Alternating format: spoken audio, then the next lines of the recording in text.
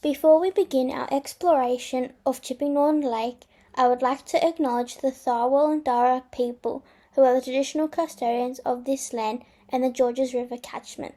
I pay my respects to their elders both past and present and recognise their thousands of years of sustainable stewardship of this ecosystem.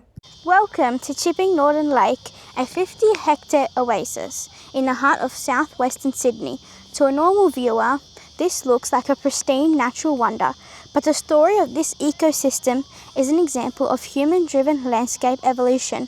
Today we're exploring how this landscape transitioned from industrial destruction to a wildlife refuge and the ongoing sustainability challenges it faces as an urban waterway. For thousands of years, the Tharwal and Darug people were the traditional custodians of this land. However, following European settlement, this area saw a massive shift in land use. It's hard to imagine now, but in the mid-20th century, this wasn't a park. It was instead being used for the rich topsoil and sand, which was being mined. For 20 years, the banks of the Georges River were stripped away, leaving behind the dangerous eroded pits.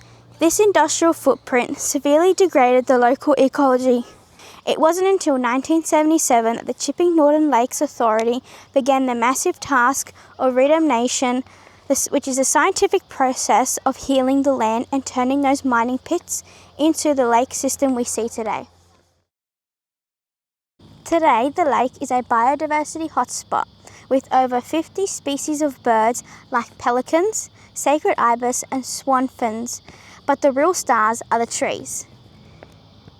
Sedgelands reeds are also surrounded the lake, as well as some local plants like wattles and paperbanks, which are found along the foreshores.